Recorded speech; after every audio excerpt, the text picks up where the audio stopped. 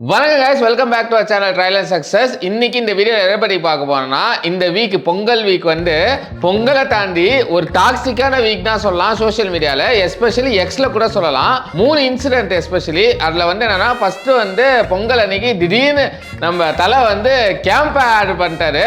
இந்த டப்பா பொருது சத்து நிறைஞ்சது, உடம்பு நல்லா வலுவாத்துக்கு சக்தி முத்திரா குடிங்க.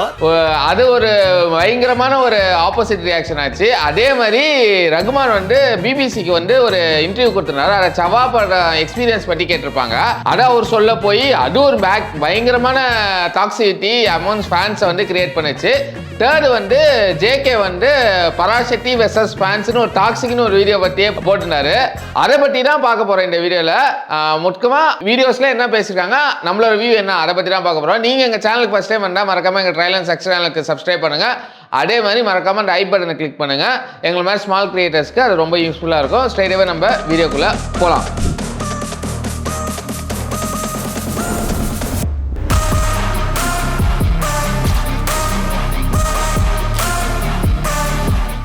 நம்ம தலைக்கிட்டே ஆரம்பிப்போம். ஆக்சுவலாக என்னன்னா, பொங்கல் அன்னைக்கு பொங்கல்னு பார்க்கலான்னு பார்த்தா எங்கே பார்த்தாலும் நம்ம தலை வந்து திடீர்னு இப்படி கையை வச்சுட்டு கேம்ப் ஆட் கொடுத்துருக்காரு. எல்லாருக்கும் ஒரு ஷாக்குடா. ஏன்னா ஒரு மனுஷன் நான் வந்து என் பர்சனலுக்காக நான் வந்து ஆட் கேம்பெயினிங்கே பண்ண மாட்டேன் அப்படின்னு சொல்லி கிட்டத்தட்ட 22 வருஷமாக எந்த ஆடும் நடிக்கலை. கிட்டத்தட்ட ஆக்சுவலாக அவர் வந்து படத்துக்கு முன்னாடி ஆடில் தான் நடிச்சிட்டு இருந்தார், ஓகேவா. ஆனால் படத்துக்கு வந்ததுக்கப்புறம் எனக்கு ஆடு வேணாம் அப்படின்னு சொல்லிட்டு இருக்கும்போது திடீர்னு 22 வருஷத்துக்கு அப்புறம் ஒரு ஆடில் நடிக்கிறாரு. அதுவும் வந்து என்ன ஆடுனா, ஒரு கோலா ப்ராடக்டை ப்ரொமோட் பண்ணுற மாதிரியான ஒரு ஆடு. அது இல்லாமல் அந்த கோலா ப்ராடக்ட் யார்கிட்ட வரணும்னா, அம்பானி கிட்ட பண்ணுற ஒரு ப்ராடக்ட். அது வந்து எவ்வளோ பெரிய பேக் ஃபயர் ஆச்சுன்னா, ஒரு மீமே இருக்கு. எப்போதுமே சொல்லுவாங்க, தலை ஃபேன்ஸ் வந்து ஒரு பிரச்சனைனா பயங்கரமாக அடிப்பாங்க, கடைசியில் ஒரு கடலில் வந்து தலை ஃபேன்ஸ் தலையே அடிப்பாங்க. அதுதான் இங்கே நடந்துரு லிட்ரலா. அண்ணனுக்கு ஒண்ணுனா எவனா இருந்தாலும் மறப்போம். எங்க அண்ணனுக்கு ஒண்ணா எங்க அண்ணன் அடிப்பண்டா. அந்த மாதிரிலாம் ஒரு பேட் சினாரியாவாக ஆயிடுச்சு. ஆக்சுவலாக இதில் என்னன்னா, அவர் வந்து ஒரு ரேசிங் கம்பெனி இந்தியாவிலே ஒரு இண்டிவிஜுவலாக ஒரு தனியாக ஒரு ரேசிங் கம்பெனி வச்சிருக்காரு. அவர் தான் இதுக்கு முன்னாடி மகேந்திரா மற்றும் இன்னும் 2-3 பேர் வச்சிருக்காங்க. பட் ஒரு இண்டிவிஜுவலாக ஒரு ரேசிங் கம்பெனி நடத்துறாரு.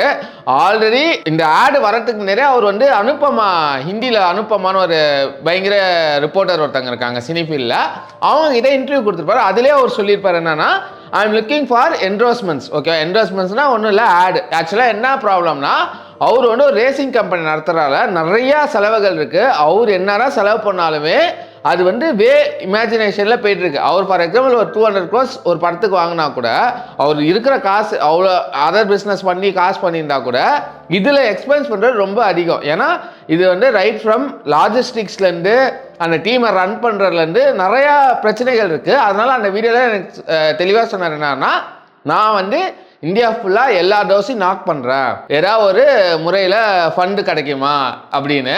ஏன்னா வந்து அதே மாதிரி அந்த ஃபண்டு கிடைக்கிறது வந்து எனக்கு பர்சனல் யூஸுக்காக, நான் என் பர்சனல் வெல்த்தை நான் இன்க்ரீஸ் பண்ணுறது கிடையாது. பியூர் அண்ட் பியூர் இந்த ரேசிங்காக மட்டும்தான் யூஸ் பண்ண போகிறேன்.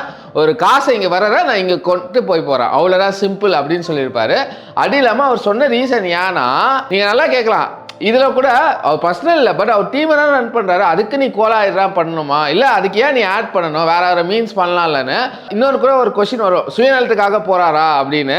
ஆனால் என்ன கேட்டிங்கன்னா, அவர் என்ன சொல்கிறாருன்னா, மோட்டார் ஸ்போர்ட்ஸை வந்து நான் இந்த ஸ்போர்ட்டிங் கேம் வந்து இந்தியாவில் ரொம்ப அண்டர் டெவலப்டாக இருக்குது, நிறைய பேருக்கு இதை ரீச் ஆகலை, இது நிறைய யூத்ஸுக்கு போகும் நான் போனேன்னா, அப்போ நிறைய பேர் வந்து அந்த ரேசிங் கரியரை வந்து இன்னும் அதிகமாக டேக் பண்ணுவாங்க. அதனால இந்த ரேசிங் டீமுக்கு வந்து ஒரு ப்ரொமோஷனு நிறையா இதெல்லாம் இருக்குது, அதனால தான் நான் மேஜராக நான் ப்ரொமோட் பண்ணுறேன். அது இல்லாமல் அவர் என்ன சொன்னார், இந்தியா வந்து F1 வந்து ஃபேமஸாக கிடையாது, உலகளாவிய ஃபேமஸான ஒரு ஸ்போர்ட்டு.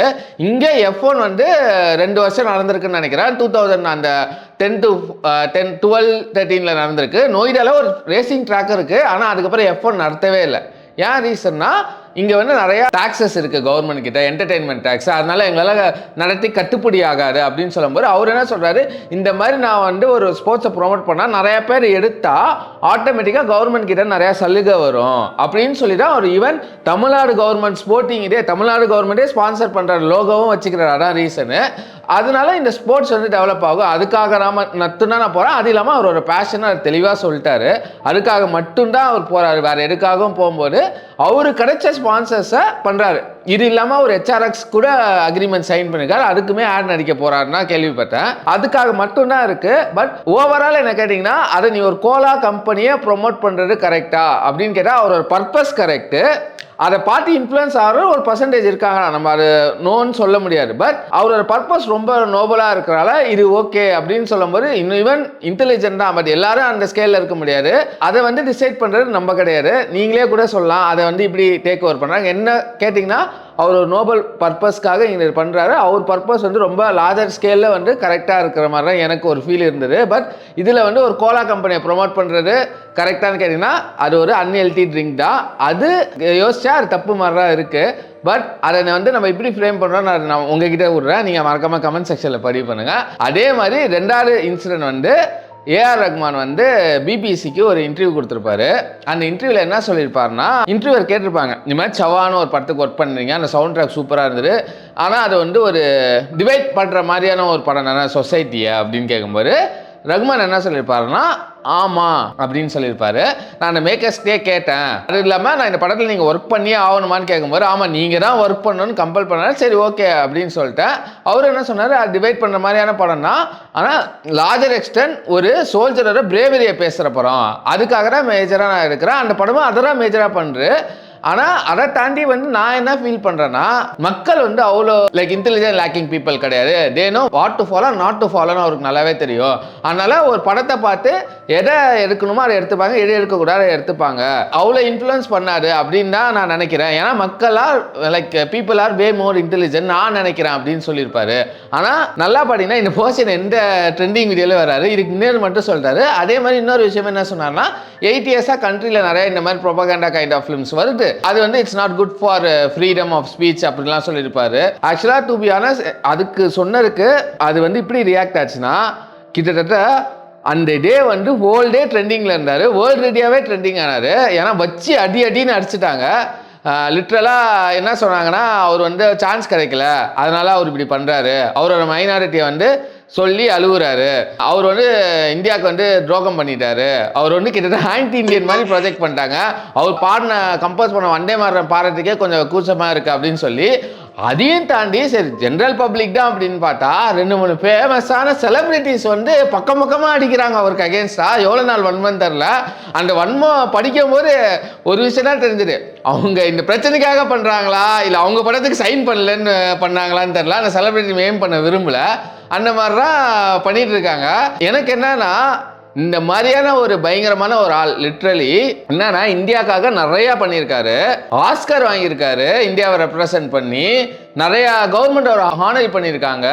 எத்தனை டைம் வந்து லைக் பீலேன்னு ஒரு இன்டர்நேஷனல் ஃபுட்பாலரோட இதில் வந்து கம்போஸ் பண்ணுறாரு, அவ்வளோ ஸ்டேட் கவர்மெண்ட்ல அவ்வளோ அவார்ட்ஸ் வாங்கியிருக்காரு, நேஷனல் பண்ணியிருக்காரு, அவ்வளோ ஈவெண்ட்ஸ் நேஷனலுக்காக பண்ணும்போது ஒரு செகண்ட்ல வந்து அவர் பேசினர் வந்து நல்ல யோசனை என்னப்பா தப்புன்னு தான் இருக்கு. கட் பண்ணா பாடி கட் பண்ணா தப்பாக தான் இருக்கும். என்னைக்குமே ஒரு ஸ்பீச்ல கட் பண்ணி பார்த்தா தப்பாக தான் இருக்கும். ஆனால் ஃபுல்லாக பார்க்கும்போது லார்ஜர் எக்ஸ்டென்ட் அது கரெக்ட் தானே, இதில் என்ன இருக்கு ஏன் தப்பு சொல்றாங்கன்னு அது தெரியவே தெரியல.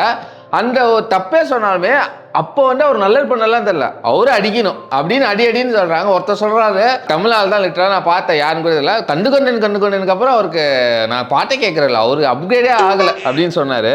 அதெல்லாம் தான் ரொம்ப ஹர்ட்டிங்காக இருந்தது.